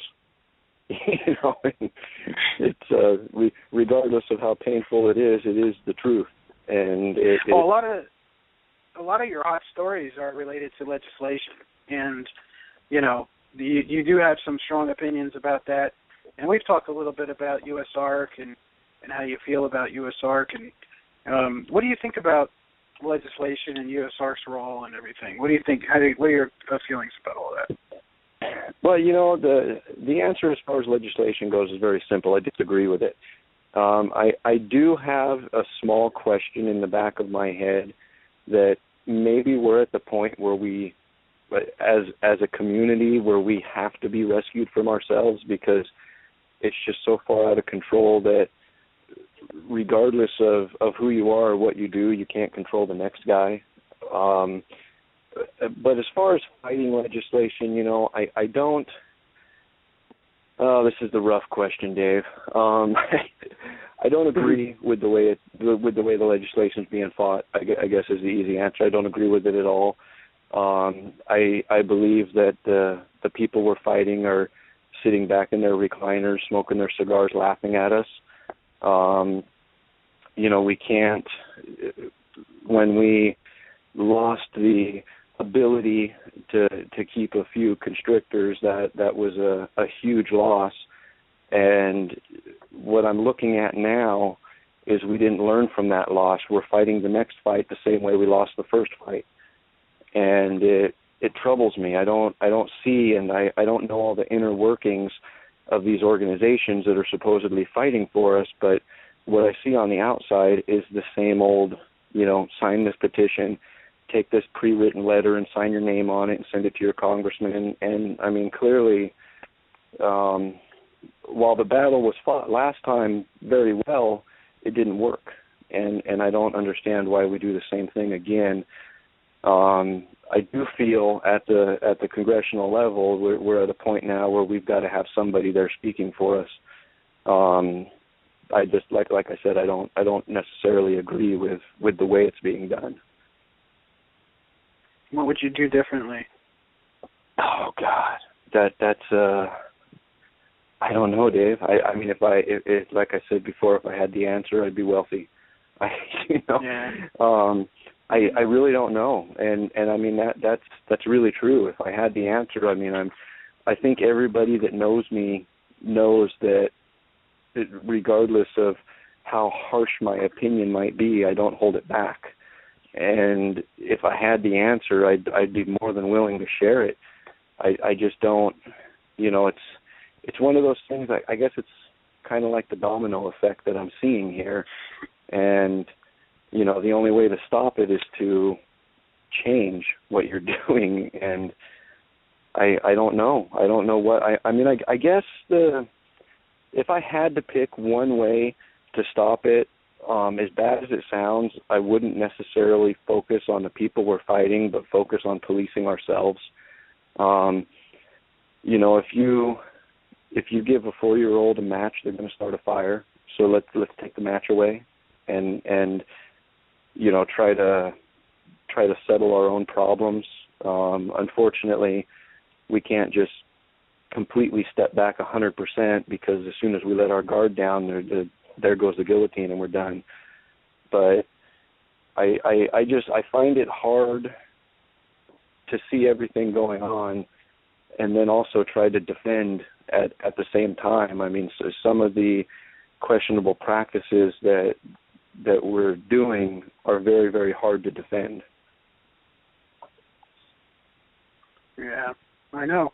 I don't think we've ever had this issue so drastic as it is now, because I guess we've become visible to those outside forces now. Herpetoculture 20 years ago, or even 30 years ago when I was a kid, when I first started, it was just starting out. It was kind of like underground, so to speak. It was the main people that were keeping reptiles were, I don't know, for lack of a better word, I guess clean-cut people that were, very serious, interested in these animals and learning and basically trying to figure out how to breed them. And, the whole thing was just getting them to survive in captivity, learning how to keep all these different species. I mean, all that knowledge is now able to, you can get it from Google. So now It's gone from that to basically, it's so accessible to just any type of person. There are a lot of great people getting involved with reptiles. That's the truth. And then with that comes a lot of irresponsible people. But you also, with all these people coming into it, now the money's coming in too, because, the caging, the equipment, the supplies, the food, it's become a big business. And it's only going to continue to grow. And, it's not about, I don't even think it's so much about legislation, this and that. It's about states getting their permit money. It's about money. It's about, it's about others getting a cut of the action, And, well, yeah, and, I need to be very clear that as far as legislation goes, I could totally sign off on something that required a permit to keep a dangerous animal or something. I can totally agree with that. It's the outright ban that I disagree with, And I've been in this hobby for a long time. Not as long as some people, but I believe, if I remember right, it was like 1976 or somewhere around there where the first python was found in Florida. Well, 20 years ago, we didn't need somebody defending us at the federal level or at any level, for that matter. And in my opinion, some of the best years that this hobby's ever seen happened with no oversight, with no protection. We did our thing. We were, for the most part, responsible, and nobody paid any attention to us. In fact, for lack of a better term, we were just freaks that nobody cared about. And now all of a sudden, you've got a show here in Northern California that I went to. You might get 30,000 people going to a show. Well, yeah, that's going to draw some attention, and a venomous display that draws the Fish and Wildlife Service to inspect and everything. But again, the problem there is there's nothing wrong with that. And I mean, you can bet if something was wrong with that, you'd be seeing it on the 5 o'clock news, and you don't. I just, it hurts me to see where we were in 1985, and then see where we are now. And there's so many more amazing things going on now, yet we have to fight 30 times as hard to do them. Yes, that's it. It's a struggle. It's the struggle, and you can relate it also to America in general. We're having this struggle and fight for our liberties, freedoms, and privacies, like we've never had to before in the past. So maybe it's not just herpetoculture that's under attack. Maybe it's everything. Maybe it's the entire way of American life, and maybe it's not even isolated to America, because we speak to breeders and keepers in Europe that are having troubles. So maybe it's a global thing. I agree, and I've always said, for example, and I guarantee you at least two people are going to take this out of context, but just for example, if somebody didn't agree with U.S. ARC or whatever, the best way to change is to hit the pocketbook, and when you have, I don't even know what kind of donations and membership fees they get anymore. I mean, I kind of moved away from all of these organizations. I guess it's been a couple of years now. But they can't operate without money, and the people donating to them and the people that are paying for membership and everything. I know there's people out there that don't like them, and I know there's people out there that love them. And, I respect both sides, but at the same time, so many people, whether it be in the reptile community or, as you say, everywhere else in the world, we're just too happy going about our merry little lives with our smartphones and our SUVs, and we're let them do what they want to do. It doesn't affect me, and that's the wrong way to look at it. The only way to fix things is to stand up and fix them. How's the old saying go? Don't look for the remote. Get up and change a channel yourself. And it just, that's how it is. But unfortunately, while I might not agree with the way the fight is going for our hobby, I can go ahead and stand up for that, but somebody else that agrees is going to stand up for that, and now we're sitting here bickering and fighting amongst ourselves right in the public view. Meanwhile, our entire livelihood is being stripped out from underneath us. For what? Just so one of us can be right or wrong on Facebook or something? I mean, is it really worth it?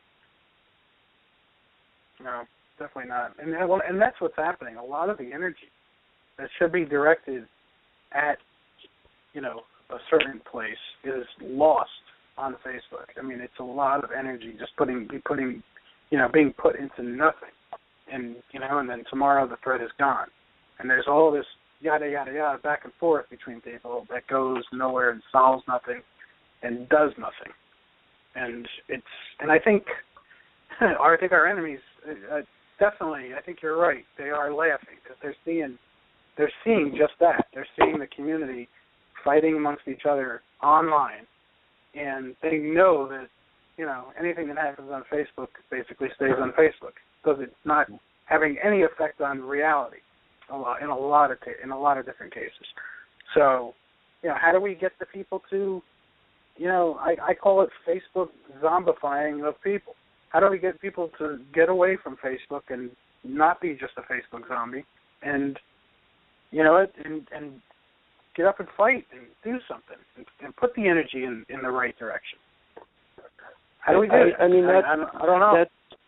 I think that's the golden question right there, and I'm not 100% sure it needs to be done. I mean, the internet is one of the most powerful sources on the planet for the spread of information and everything. And I mean, obviously, arguing amongst ourselves does absolutely no good. And everybody can do their happy little thing on Facebook or whatever other network is their pleasure, and still do some good. It's just as you said, the focus of energy. Where's it being put? I mean, are you gonna hate somebody because they've got green eyes instead of the people that are trying to take your snakes away? And are you're going to feel good because you went online and you signed a little petition that nobody's ever going to look at anyway? It just doesn't. And I mean, all these things that are done, these petitions and everything, I'm sure they're all done with the best intentions, but every petition, every letter, any kind of communication is only as good as the person that's going to look at it. And, I'm sorry to say, but most of these responses that we get from our state representatives and stuff are just generic responses that some aide printed out and signed and sent to you. Most of these senators and Congress people don't ever even read this crap. And they sure as hell don't go on these petition sites and look at the results. They don't care. What they care about is somebody's lining their pocket to fight for some legislation. And who's lining their pocket or who's helping them out the most, that's the way they're going to lean when it comes time to vote. And it is what it is. And I don't think, I mean, obviously, if you and I put our checkbook together, we're not going to even come up with the amount of pocket change that the Humane Society carries around every single day. So that's no way to, you can't fight them with the wallet like that. But I mean, I think there's a lot to be said for the negativity and the focus of attention. And I can remember still when I got my first snake that somebody took the time, knowing that I wasn't going to buy anything from them, to teach me how to care for this first snake that I got. And little did they know that they were planting the seed that would turn into a passion later in life. And I can honestly say to this day, I don't think I ever bought anything from them. And now you go up and ask somebody a question, and it's like, no, you don't pay me, so I'm not going to answer your question. And it's so much easier when somebody asks what someone might consider a stupid question. It's so much easier to go on the internet and drag that person through the mud than it is just to answer their damn question. Yeah, you're right. And you and I feel the same about how new hobbyists are treated. We both hate to see new hobbyists mistreated by others. That's terrible. It's absolutely terrible. And this is not something that's new. This is something that's been going on for years, and it's aggravating to see. I'd be willing to wager that 75% of the people that come into this hobby already got the animal they wanted, and that's why they're asking questions. They didn't do the right thing. They didn't research first. Okay, this is a given. So when somebody comes in and asks a question, telling them to go do their research before they get an animal is the stupidest thing I've ever heard. Help them out. Bring them up the right way. Help them out so they'll pay it forward later and help someone else out and create a positive atmosphere instead of just continuing to be negative. I'm sure most of these people that give newcomers crap, it's because they got crap when they were newcomers. Yeah. I just can't, just because of the sheer volume, I just can't help everybody anymore. It's just I can't do it. If that was the case, I wouldn't get anything done here. So I basically have to copy and paste things showing people, buy this book or check this out. You know what I mean? So. Well, and there's nothing wrong with recommending a book for somebody, but there is something wrong with dragging them through the mud because they didn't read that book before they bought their gecko. And I'm sure you have no part of that, and it's understandable that you can't sit down and take personal time with every single person that asks a question, but it's just your approach to answering the ones you can makes a huge difference to the future. Yep. Yeah, it is. It's definitely important. Tim, you with us? I'm here. Enjoying Jason's insight on all this stuff.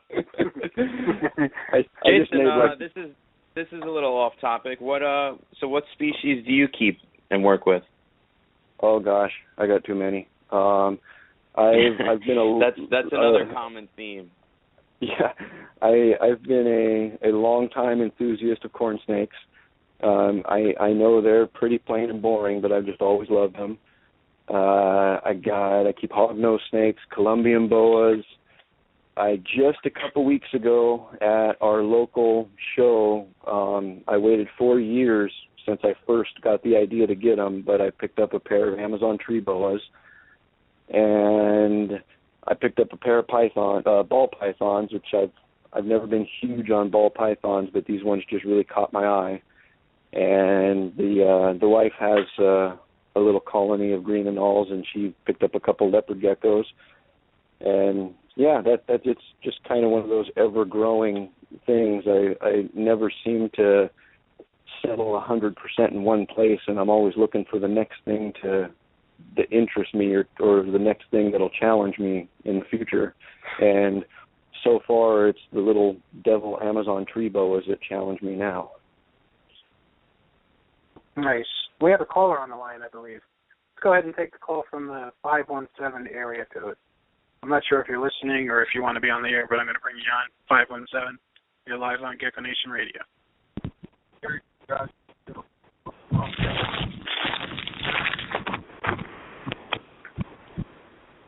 517, you there? Okay, they got scared and dropped off.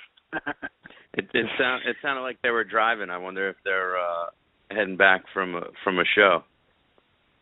I don't know. Someone pocket dialed your show, Dave. That's funny. Well, folks, if you do want to call in and weigh in on anything that we're talking about, the number to call in is 646-478-5331. All right. Well, Jay, we're nearing the end of the show. We're not better than another, 15 minutes or so. There's a lot of things that we could talk about, but I want to open the floor to you. What are some of the things that you're really passionate about that you definitely feel is important that we should talk about tonight? Oh man, what do you make me decide? I think the most important thing, I guess, it isn't necessarily where we are, where we've been, but where we're going. And I don't think enough importance can be placed on a positive outlook. We have to. If we want people to take us seriously that don't necessarily understand our hobby, then we need to first take our own selves and our own hobby seriously. You're not going to sell a gun to somebody at a show without showing some kind of documentation that they can have it, I'm sure, and I think it's, a lot can probably be said about maybe some of the negativity that we see nowadays should be buried, and maybe there needs to be a dedicated group that's pushing the positivity. And I know that's something I've always enjoyed about your group on Facebook and your radio show is, you don't want to deal with the drama. You want everything to be positive, and it's kind of a nice change of pace when you deal with negative every single day. And you know, I think a lot can be said if we start making things happy and fun and positive again. We're obviously going to have our down days. I truly believe that our losses are not over yet. We're still going to lose more before things start getting better. But I guess it's just the way we handle ourselves during those losses are going to dictate how the next one goes. Yeah, I agree. We do have a caller a real caller this time. Caller from the 423 area code. You are live on Gecko Nation Radio. Hello, this is Mike Reed. I've been following Jason for quite a while now, and I just wanted to call in and say hello. All right. Hey, how's it going? You have a question for us or a comment? I'll just tell Jason that we're glad he's back, and I do enjoy listening to him, and don't always agree with everything he says, but you're not going to have two people agree on everything. But I do enjoy the stories he does, and I'm glad to see him back. Awesome. All right. Well, thanks for calling in and weighing in on stuff. I'm sure you appreciate that. CJ, people do love you. Yeah, you know, Dave, I'm sure you can relate. When you get like 3,000 emails or comments or whatever in a week, I mean, it's so hard to keep up with them all. But yes, every now and then you get some kind of interaction with a person that you interact with so regularly that it just hits you right away as soon as you see it. And I'll tell you what, he's one of those people. You know, you recognize, you know who he is? Oh yeah, no, I don't even know who that is. I'm always seeing, whether it be a social media post, a comment on YouTube, or whatever it may be. I know the name, you know. So. Right. Yeah. Well, I just got some. But that's just it. I get like 50 to 100, questions sometimes a week, or even more than that some weeks.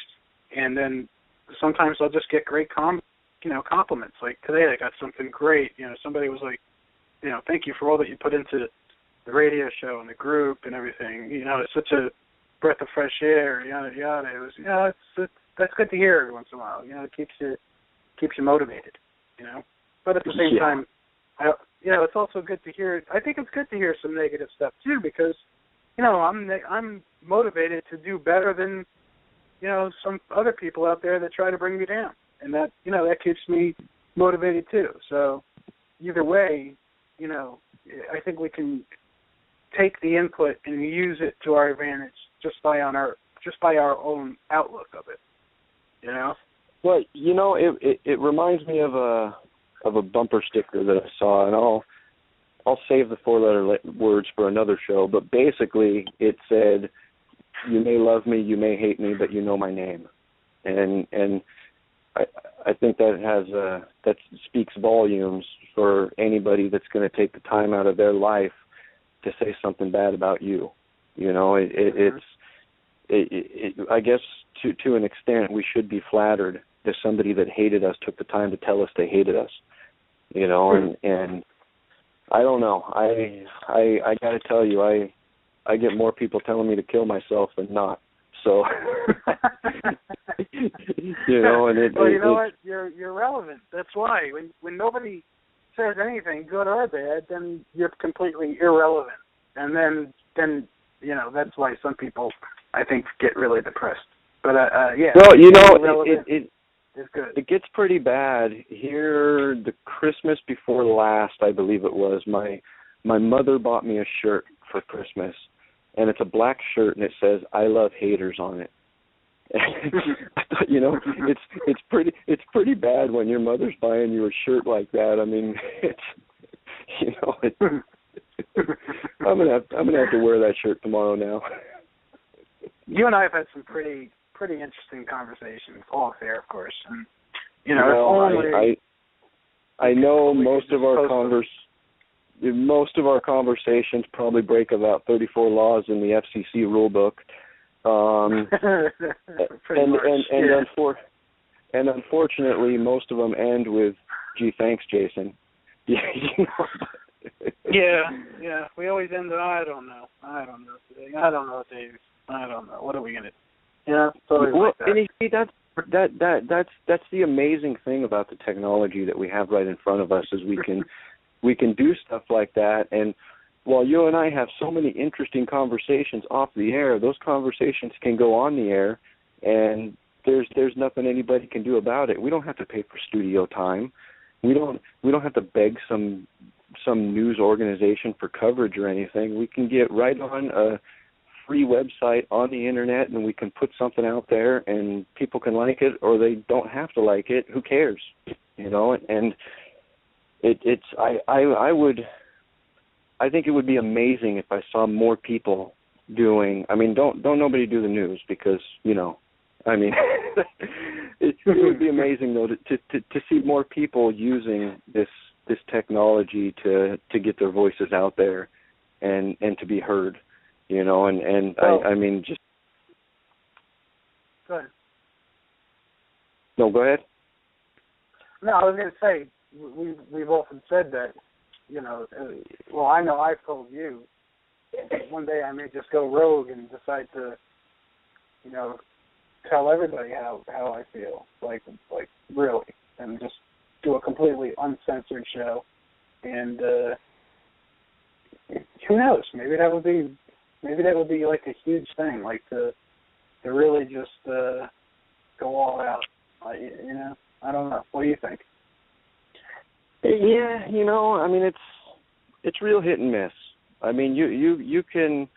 I've said stuff on my show that, you know, I don't ever necessarily regret anything I say because I really don't say it unless I feel it, you know. And so, but there are things that I look back on today, you know, 4 years ago that I think, maybe I should have worded that differently, or maybe I shouldn't have been as harsh. You know, you could still get a point across without just being a jerk about it. But you know, I think it's really important if done the proper way to do just that. To, you know, you can't hold back. I've always been told, and obviously I've read thousands of pages on how to do something on YouTube, and one of the first things anybody that's ever made it anywhere tells you is don't act. Just do your thing, be yourself, and that's it. You know, more people will like you for being you. You know, you can put on some Tom Cruise mask or whatever, and you can think you have a few friends, but they're not. You know, and you need to be you. And I don't know, David. Maybe it's just me, but I got a hard time seeing you being mean. You know. Yeah, I don't know if I can do it the way you do it. I don't know. You know, I kind of, I don't know. Maybe it depends. Depends on how far I get in this. You know, I will say. But well, I mean, we just. I mean, I think probably 100% of everybody can agree we're going downhill. We might not be going down fast, but we're going down. We're not. Things aren't getting better. And there comes a point in time when you just need to stand up and say enough is enough. And, you know, hopefully it doesn't come with a psychotic episode or anything. But I don't know. It's kind of hard I mean, to stay positive, though, sometimes. Well, really and maybe that's our problem. Maybe too many of us are just way too politically correct. You know, and right. And I mean, I guess to a certain extent, sometimes words just need to be said for people to understand, you know, what the repercussions are of the way things are going. Mhm. Yes, I know. It's uncertain. That's for sure. I don't know if we should call it, like, you know, a complete disaster yet. I just think things are a little bit uncertain, and I think it's across the board, not just with reptiles. I think it's with everything in the world. The future is very uncertain. I think if we all sit down and keep going the direction we're going, when our children are fighting this fight for us, I think we're all going to be really sorry we didn't do something different when we were able. Mm-hmm. I think we're going to look back and we're going to say, I should have done this. I should have done this. And, you know, if you talk to any old timer, I don't care where he's from or what he's done, just about every one of them has one of those, I should have done it while I could. And, you know, I can't really speak for everybody else, but I don't want to ever tell my grandkids I should have done it. You know, I'd rather tell stories about how I did something and failed miserably and killed my brand because of it than saying I wish I'd have done this when I could have. Well, don't go killing your brand just yet. We like it. Well, you know, it's the sheer fact that it's strewn with controversy and you know, it's kind of a brand that helps kill itself. But the good thing, you know, it's the good thing about it is I guess to a certain extent it's like the Howard Stern show. You know, you got a few people that listen to it because they like it, and you got more people that hate you but just listen to see what you're going to say next. Yep, exactly. And we are coming to the end of the show, and I hope that you're going to be, you know, doing your show for, you know, for a much longer time, and just, you know, keep going strong. What do you think? Do you see yourself, you know, keeping it going, or do you think you're, what do you think's going to happen? What do you think? Oh, absolutely. How are you feeling about it? Absolutely. I have no plans to go anywhere. I'm going forward and up. That's it. And good. You know, I do have struggles with schedules and deadlines and stuff, and I just, one of the most important things I told myself if I'm going to start doing this again is I've got to learn how, you know, Friday night when work is done to put it aside and carry on with my family life and stuff, and no more of this 24-hour a day, 7-day a week building all up garbage. And so yeah, I gotta figure out how to just kind of let it go and do its thing, and I gotta figure out how to get back into the hustle of a schedule. But you know, it may be hit and miss for a while, but I don't plan on going anywhere yet. Good, excellent. That's what I want to hear. Well, you're always welcome on our show, Jay. That's for sure. And I'm, you know, looking forward to, you know, the news and stuff that you bring to the community. And I know that people that don't know who you are that listen to our show are definitely going to find you now. So that's a good thing. And well, when's the next episode of DRN? I don't know, December. There should be. We should have something Monday. But that's not set. That's not set in stone yet. Wednesday for sure, though. Cool. Okay, cool. All right, Jay. Why don't you give out your information so folks can find you out there? All right. Well, it's on YouTube. It's youtube.com/reptile411. Facebook, facebook.com/Daily Reptile News. Same thing. Well, I think my YouTube account is connected with my Google Plus account now. Twitter.com/reptile411. You can go to Google and type in either Reptile411 or Daily Reptile News, and you'll get 30,000 pages that lead to me. So dailyreptilenews.com. Hate mail Jason W at Daily Reptile News. You know, not too terribly difficult. Just look where the fires are burning, and I'll be there somewhere. Awesome. All right, cool, Jay. I look forward to our next off-air conversation, too, of course. Oh, absolutely. All right. You want to wake up Tim before you go?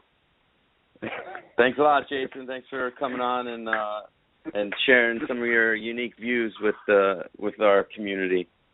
Yeah, thanks for having me. It's been depressing and fun at the same time. Cool.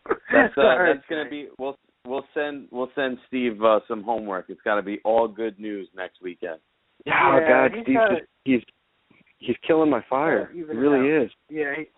Well, you know, I don't know. I think Steve did his best, but there's just some bad stuff going on the last few days. So there's definitely, and it's hard to ignore. It's really hard to ignore that bad stuff, because good stuff's good, but bad stuff also needs to be heard too. That's true. It is, yeah. All right. Well, let's end it on a good note. Love Daily Reptile News, Jay. You're the man. Keep doing it, and let's talk soon. Thank you. Look forward to it. All right, everybody. Wow. What do you think, Tim? Good show, of course. Definitely. But, the beginning. Yeah, but I'll tell you, nothing about Jay. I mean, Jay's a great guest, of course. But I feel a little drained from the bad news. I really do. I just feel like a little wiped out today. What about you? I'm sure. I think everybody probably is feeling the same way, and I'm sure a lot of people that are heading home from Tinley, even if they, had a great weekend, I'm sure they're all wiped out too. So just one of those days, and but we'll get right back at it next week. Absolutely. All right, Tim. Thanks for of course co-hosting as usual, and I'll go ahead and let you go, and I'll come back and do the outro. And we'll do it again next week. All right. Have a good night, everybody. All right. Peace. Okay, folks, check out the outro. I'm going to come back and my closing remarks. I'm going to play an appropriate song for tonight's show. Be right back. Oh, wrong plug. I wanted to play this one. See, I'm really out of it. Here we go. Gecko Nation Radio is a David Fine Gecko's creation and production. You can visit the show's Facebook page at Gecko Nation Radio. I also have a great family-friendly group on Facebook called Gecko Nation. Apply for membership today. The jazz music you heard tonight was generously donated and created by Jeremy Turgeon of J&D Reptiles. Thank you very much, Jeremy, for the great musical pieces. You can check out Jeremy at J&D Reptiles on YouTube and on Facebook. And a very special thank you to our news anchor, graphic designer, and audio tech, Steve Barker. All the graphics, audio sponsor plugs, and music overlays were assembled by Steve. Check out Steve on YouTube at BC Barker Creations. He has some terrific videos for the herp community with amazing geckos and snakes. Please support the U.S. Herpetocultural Alliance and USARC. Gecko Nation Radio is proud to support both of these organizations. Please donate to USARC so that they have the funds needed to legally protect pet owners' rights nationwide.